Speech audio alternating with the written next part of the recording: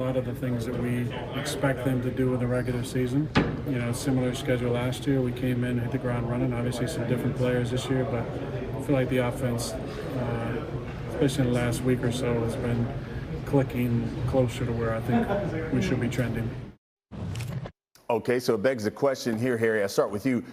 What do you think? Should Aaron Rodgers have gone to OTAs and get a better rapport with his receiving corps that seems to be dropping passes left and right? I think so. And it's obvious that the person that's throwing these receivers of football right now is Jordan Love, right? It's not Aaron Rodgers. But at the end of the day, when you have a guy of the magnitude of Aaron Rodgers, back-to-back MVP, him being in that building, being around those young players, probably would have meant a lot to them. It would have gave those guys a lot more confidence going into a training camp versus just showing up at training camp, and that's the first time you're really having serious interactions with your starting quarterback. Now, granted, their position is wide receiver, right? They got to catch the damn football. Bottom line, just catch the football. But I do believe if Aaron Rodgers would have been there a lot more, I think these young guys would feel a little bit better heading into training camp, just rather than arriving at training camp, and that's when you and Aaron Rodgers is trying to get that chemistry. Okay, Tim, you played the position. What do you think? Should have Aaron Rodgers have attended OTAs? Look, would it have been helpful? Yes, of course it would have been helpful. Like Tom Brady, if he had those 11 days, would it be helpful to the guys in Tampa Bay? Sure it would. But I think, sometimes we overreact to somebody missing time. So for Aaron Rodgers, what are we talking about in terms of OTAs and mini camps? 15 opportunities, and how many reps with each guy, that we're talking about? So, look, here's what I would say. Does it matter? Yeah, of course it matters. To Harry's point, you're taking one of the best players in all of football, putting him around his teammates in that environment. Does that help everyone improve? I'm sure it does. At the same time, to think that, hey, look, these guys aren't going to be ready this season because, in June, Aaron Rodgers was in Hawaii, not in Green Bay. That's going to affect this football team when games matter in December. I don't think that's actually the case. Sam, what do you think? Yeah, I think that Aaron Rodgers if you're a receiver, you got to catch the ball. I mean, I don't know, they're not dropping balls from Aaron Rodgers in the games. Jordan Love's throwing the passes in the games. Those drops you see from Dobbs and Rodgers, those are from Jordan Love in the games. So it's not like, if I would have caught more passes from Aaron Rodgers and I would have been a better receiver. No, you just practice. You just get better, right? And so I get it.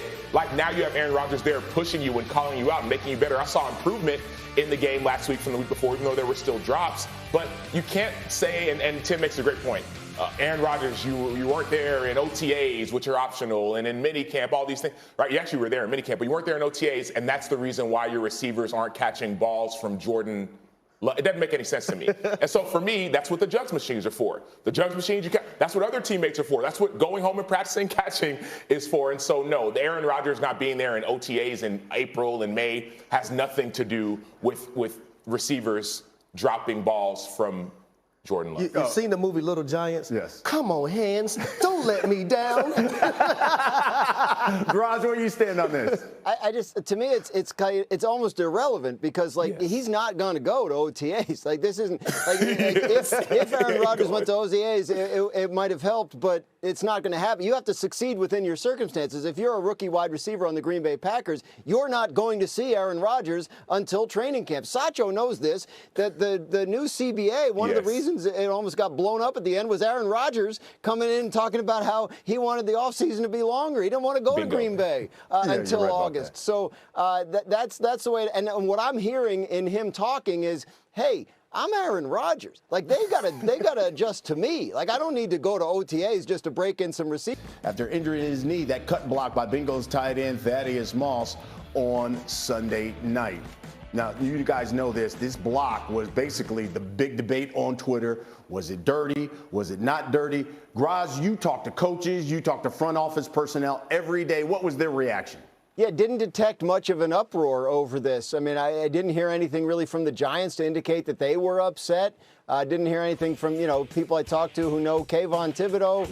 I don't think this was received that way in terms of it being it's the kind of thing, if it was perceived as dirty, there would have been a lot of howling about it yesterday, and I just didn't hear that from people inside the game. Hey, Tim, so a lot of people are asking, should the NFL outlaw the cut block? What do you think?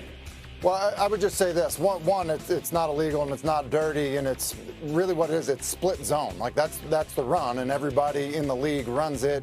It's how everybody in the league blocks it. I would say this, and I have not heard this come up yet. That block is actually outlawed in college football this upcoming season. Like, it's a rule change this year. It's not allowed in college football, and so I do think that, as we talk about, are things trickling up in, pro football, meaning we're seeing more Saturday offenses on Sunday, or do things, technically trickle down? The truth is they both influence each other. College football has made this an illegal block. I think ultimately it ends up being a legal block in the pros. The question ends up being is that now you have a tight end, with the offense, call him 250 pounds, sprinting across the formation to kick out a defensive end who maybe weighs 270 pounds.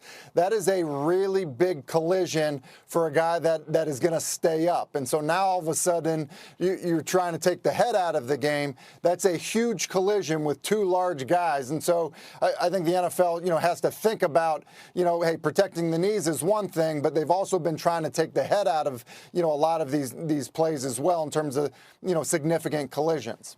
All right, let's bring the debate back in here. Harry, give me your thoughts. You guys play. Yeah. You're a receiver. Yeah. That dirty? Not dirty. No, it's not a dirty play at all. And I have been that guy in a wing position coming back to slice a defensive end on the line of scrimmage. And I'm going to tell you right now, I weigh 180. I'm not going head up and face-to-face with a defensive end to block him. That play probably happens 15 or 20 times throughout an NFL weekend. And it's a common play. Now, I think what happened on the play, you can actually see Thaddeus Moss, him thinking entirely too much, Kayvon Thibodeau thinking too much and not playing the cut block the correct way. Sam Otto, you play defense, y'all have that red ball out there, right? And coaches roll that red ball to defensive players to do what? Mimic a cut block and utilize your hands and make sure that these type of plays don't happen. But to say that it was cowardly and that it was egregious, I don't think so at all. Now, I will say this. A lot of people want to ban this. I have an issue with a guy like Chris Godwin catching a football across the middle of a football field and not seeing a defender coming, and that defender sawing his leg off and tearing his ACL. So if we're going to outlaw that cut block, are we going to outlaw these type of tackles as well? Because that's where I'm at with it. You're a defensive guy. What did you think? Yeah, I thought it was a clean play. And mind you, I played defensive end for 9 years, outside linebacker for 9 years, my entirety of my NFL career and also in college, right? So the last, 13 years. And in high school, too. It's one of the most common blocks. I think Kayvon Thibodeau wasn't ready for it. I think you could tell he was like, is he going to cut me? Is he not? Number one, you need to be ready for it. But the bigger picture, I think the conversation people are having is, should it be outlawed, right? And then should the play like Chris Godwin be outlawed? We've seen quarterbacks, you can't go low anymore, you can't go high anymore. Well, if this play should be outlawed, which some people could argue that it will, then you should also argue that going low on receivers should be outlawed. We also took out the play where, remember, DBs would go low on O-linemen? Yep. You can't do that anymore. And so for me, I'm okay having the conversation. I just don't like the fact that it's so much in retrospect. Because if the play was played correctly, this would be a non-conversation, right? This play, the 15, 20 times every weekend that this play happens, it's a non-conversation until it's played incorrectly, then it becomes a conversation. So if we want to, let's make a change, but let's make it across the league, not just, because this guy got hurt for defensive ends. No, receivers as well. And at the end of the day, football is football. And we got to understand, football is going to be played. It's going to be a physical sport. Let's not just try to outlaw everything just because something like this happens. Raj, you got to find a word? The legality of the play depends on where on the field it happens. The league expanded the zone in which cut blocks are illegal last year. So to Tim's point, it's about momentum and speed. The further away you are from where the snap takes place, the more illegal it is, right? Because you get up more speed. Right? So that play is legal where it took place. But if it happened outside the tight end box or more than 5 yards down the field, it would not have been. Good point.